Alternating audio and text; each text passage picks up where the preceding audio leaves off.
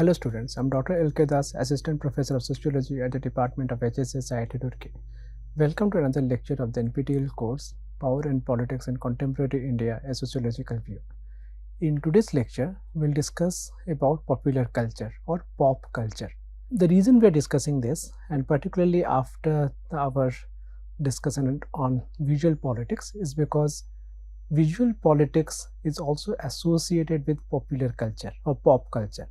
How this politics is being created, who is creating it, for whom it is being created, how it is being created, and at the same time how it is being disseminated and how it is being consumed.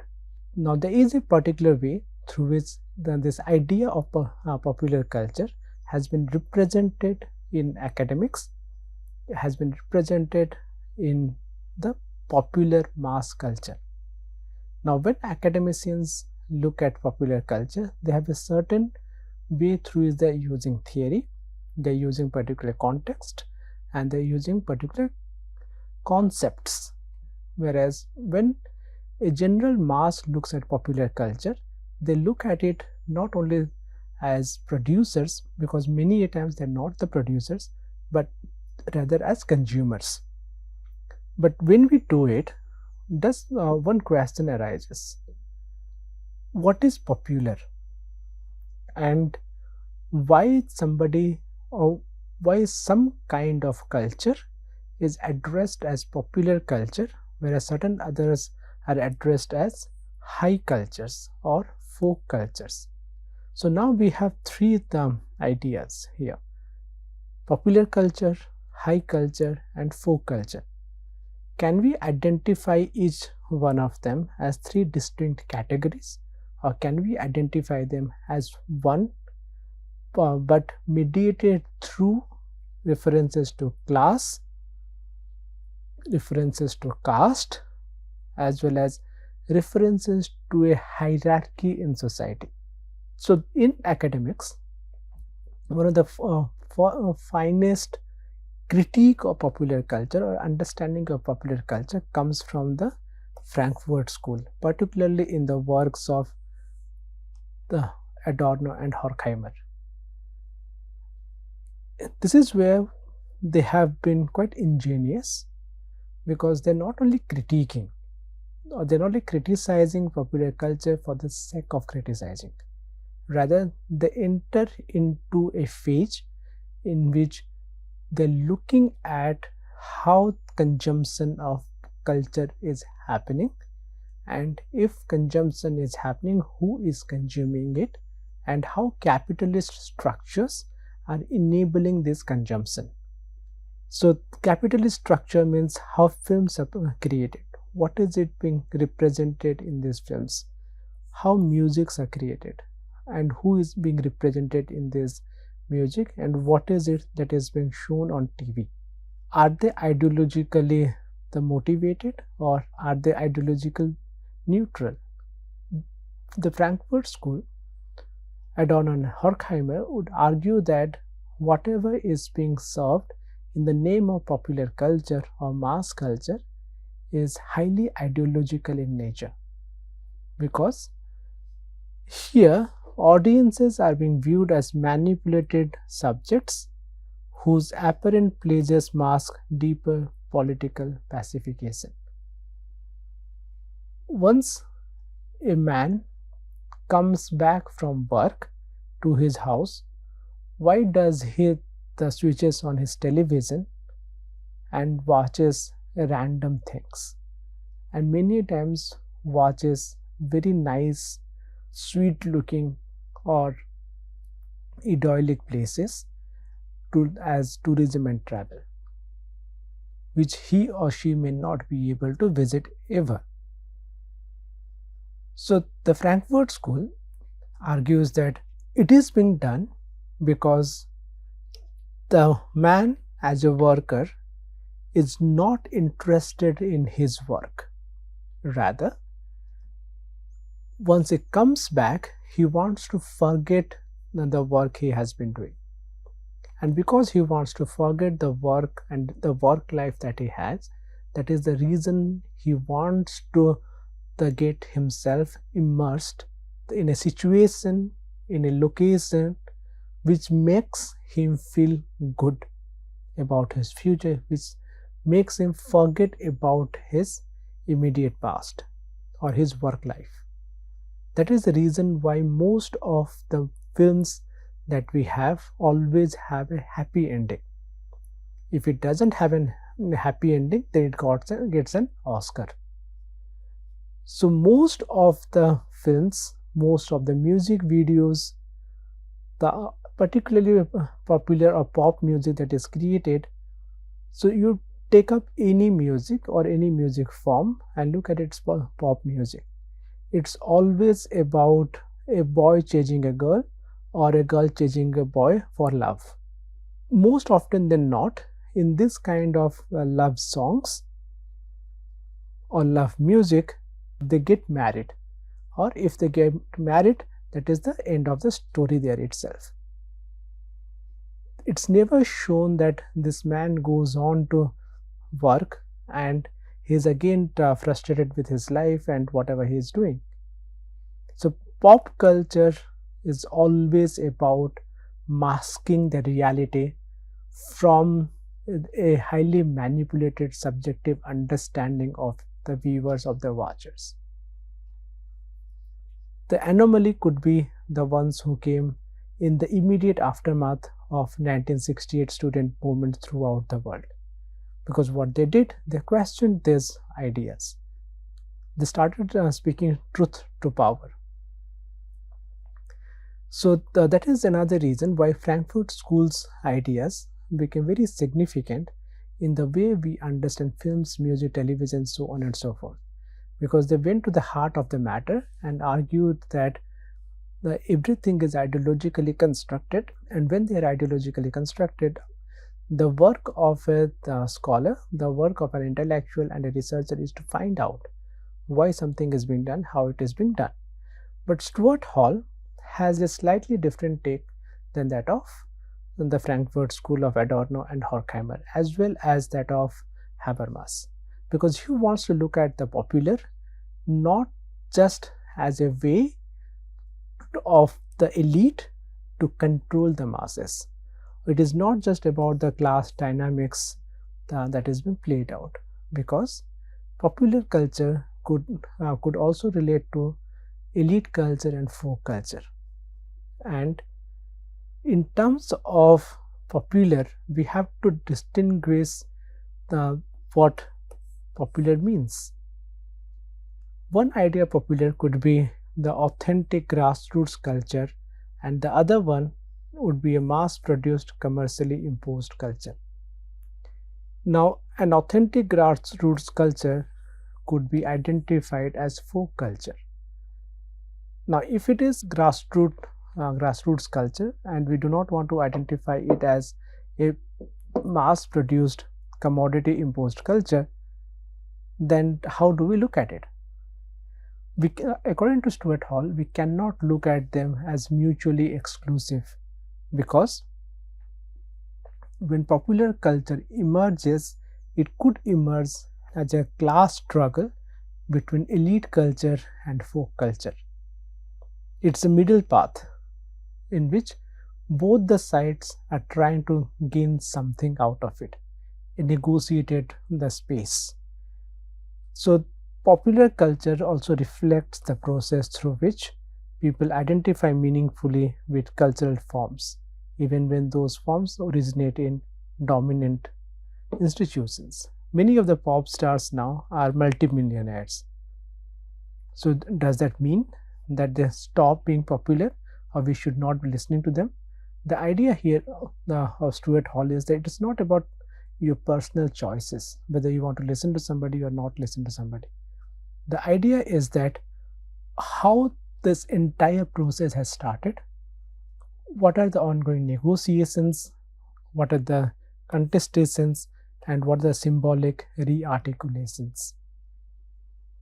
Because what is elite now could be a popular culture, could be a revolutionary culture back maybe during the slave period. Read the history of jazz. And currently in the jazz as a form of music, as a form of popular music, is highly related to elite cultures. Not so much a few decades back or a century back, because it had its origin in the black movement.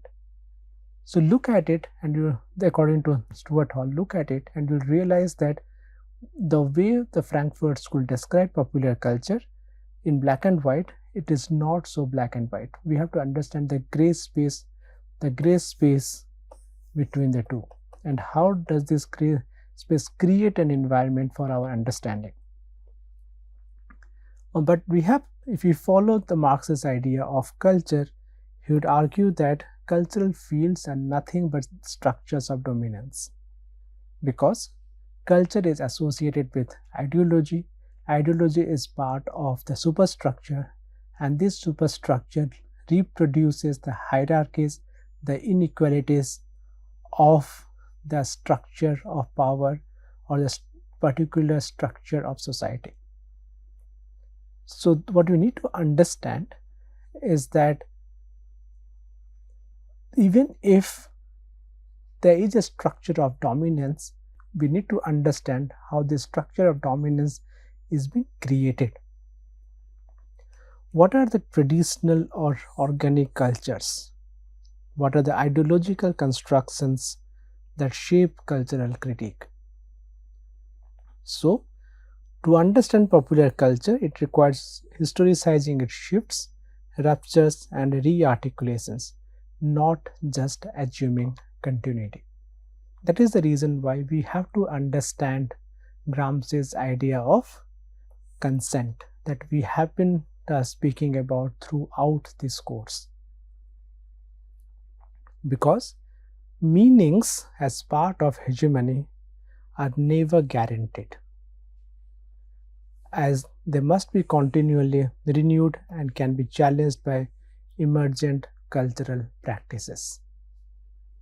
So, even if somebody argues that a particular form of pop culture is about a hegemonic ideology being imposed on a group of people, Hall would argue that take a break, hesitate, do not jump onto conclusions, because if you jump onto conclusions, that means your idea of hegemony is not consistent with the way Gramsci has described it. Because the way Gramsci describes it is about consent, persuasion, but also about an urge to dominate. And the moment it is domination, then it is coercive. And if it is coercive, that means persuasion will not happen, or the person of persuasion will not be strong. And if it is not so strong, then there could be a revolt and the domination could be challenged. So to attain dominance or to attain hegemony, what you need to do is to look at how this entire practice is being reproduced creatively over and over and over again. So we need to understand the encoding decoding aspect of audiences, which essentially means that we need to see what is it that the audience accepts wholeheartedly. What is it where we find partial acceptance, and where is it that we find complete rejection? And in essence, this model of Stuart Hall challenges the model that has been propagated by the Frankfurt School of a very monochromatic black and white picture of the popular culture. So here what we need to understand is that people contest popular culture and its meanings. It is not just a one-way traffic, rather the other person can also travel.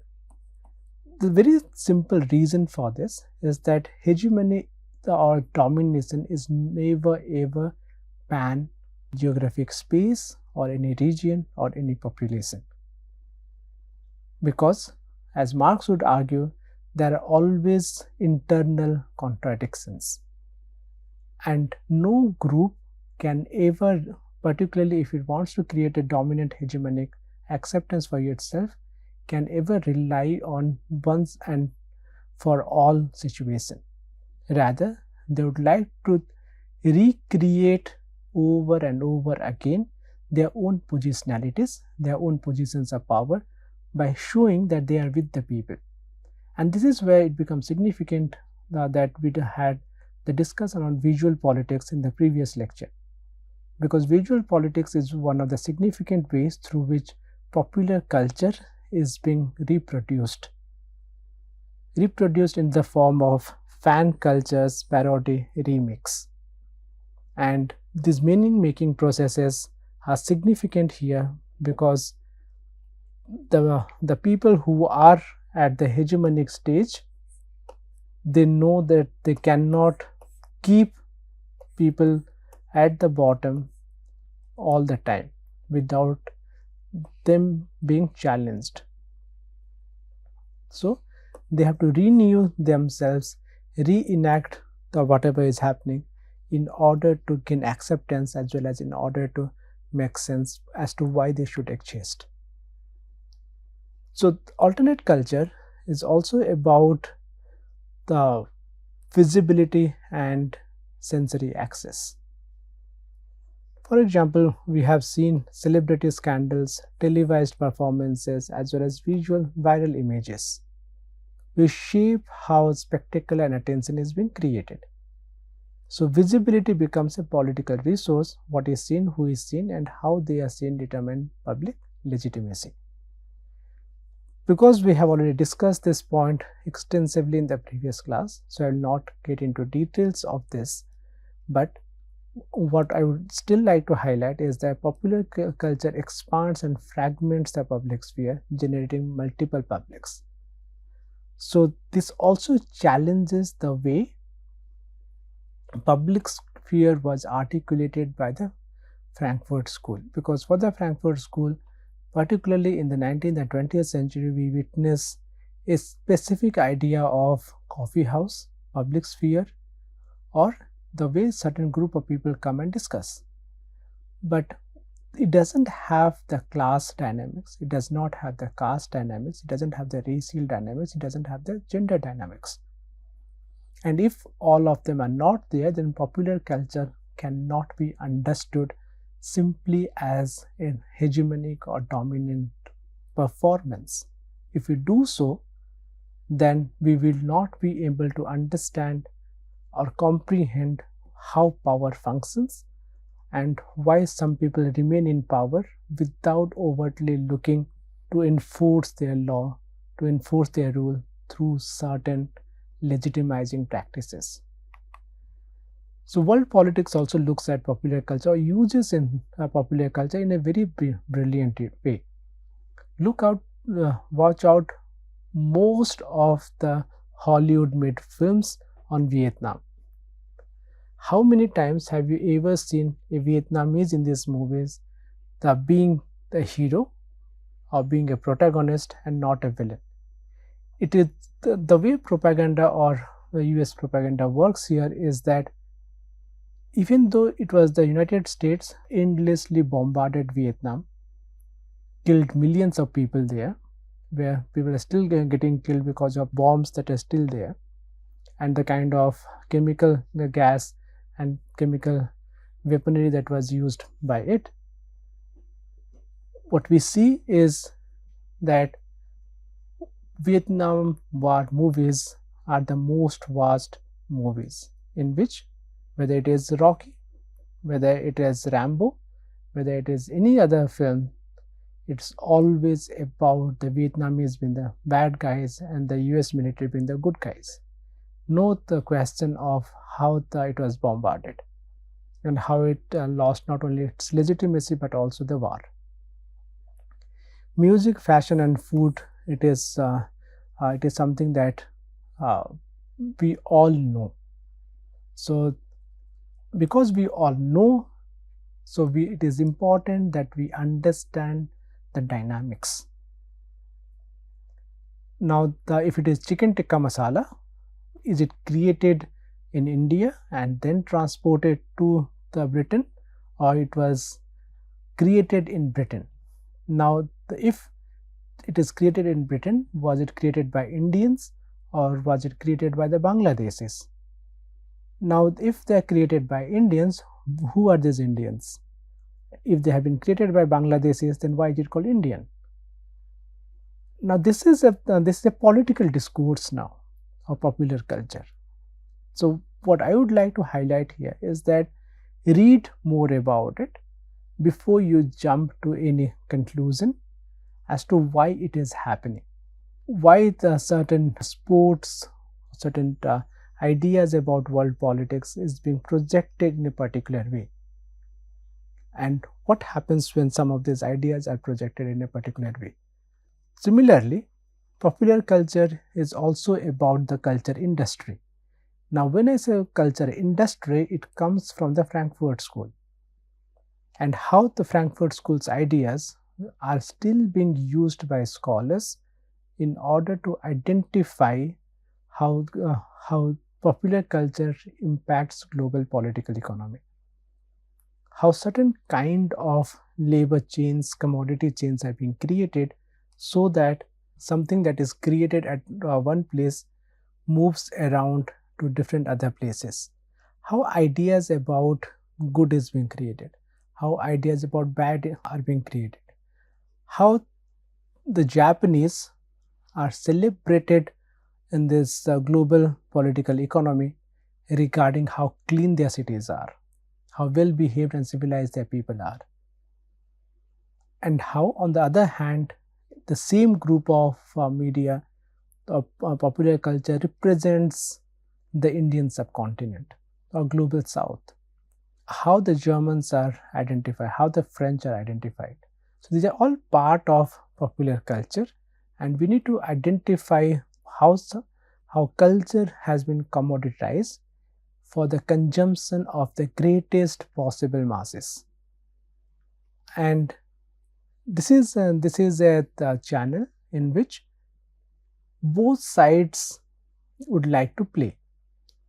While the West wants to remain hegemonic, the global South wants to push back, but both of them are doing it by being part of political culture, by being part of popular political culture, and by being part of simple, straightforward popular culture.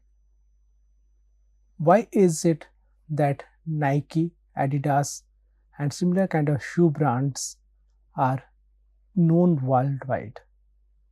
How is it that certain other soft drink brands are known worldwide?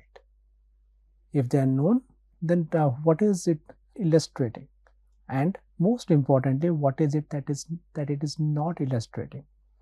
Is it illustrating the labor chains? Is it illustrating gendered labor, or is it only showing a very nice idyllic setting in which global economy functions? So, cultural imperialism is also associated with the idea of hybridization, but also at the idea of homogenization, in which, particularly in the post-liberalization period of 1990, the argument is that the West has followed a form of cultural imperialism in which, through globalization, liberalization, and privatization, it is going to completely homogenize all the cultures around the world.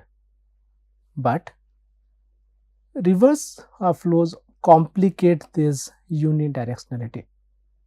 While we are importing their idea of the burger, pizza, and all kind of other food items, we are also sending Asian spiritual practices, yoga, Ayurveda, so on and so forth.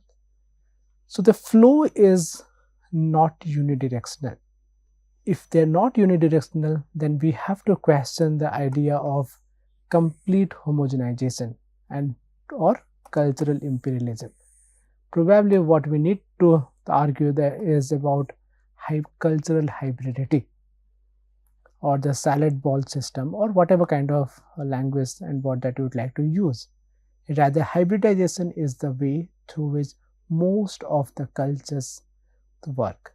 There could be an idea of burger, but the burger that you get in the United States is not the same that you are getting here in India. Because if we have the same burger there as well as India, then neither of them are going to consume that. Even the names have to be localized, contextualized. So hybridization as a method is a way to re-understand or re-articulate what is a popular culture and how this popular culture is generated, as well as how it travels throughout the world. So in everyday politics, there is a lot of stereotype, but this stereotype is normalized by you and me kind of viewers. Why is it that in Hindi films nobody is dark skinned, and if there is one anomaly in the form of dark skinned someone, then is either that person, either that actor or that character is made fun of, or just a peripheral actor. I am specifically speaking about the Hindi film industry, I am not speaking about other kind of industries. Secondly, why is it that Hindi film industry speaks in a particular tone, whether it is in terms of class, in terms of caste, in terms of gender? So what kind of stereotyping is happening here, and what kind of reverse stereotyping is happening? For example, another example that I can cite is that of Hollywood representation of Arabs as well as its representation of the others. Most often than not, Arabs are represented through the idea of Orientalism, and the actors were not Arabs, rather the actors were white. They would be colored brown or black, and then they would play those roles. And they would be the bad guys all the time. But the reverse aspect of it is that watch out the movies that are being produced in these countries. The white West are always the negative characters. So that way, what we see is that consumption is again not a one-way process, rather it plays around in complex phases, whether at local level or global level. So we have to go back to our understanding of hybridization and understand how hybridization takes place. What are the forms of this hybridity? What are the percentage of hybridization that is happening? So in a way, what we now need to understand is that popular culture is constitutive of the political. That means it is a meaning making process, and visual and narrative representations create objects of political discourse, whether it is the orientalized Arab in Hollywood or the villain or white villain in other places. So what we need to understand here is that popular culture constructs politics. Popular culture is mediated through politics, and in between we need to understand how the political is constructed through everyday cultural practices, global media, and shared symbolic systems. But we also have to understand in what ways do global cultural flows challenge the idea of homogenization. And if we do so, we'll understand that there is no singular way through which we can understand culture, popular, folk, or elite, or anything else in between. So there are a few references you can go through. Thank you.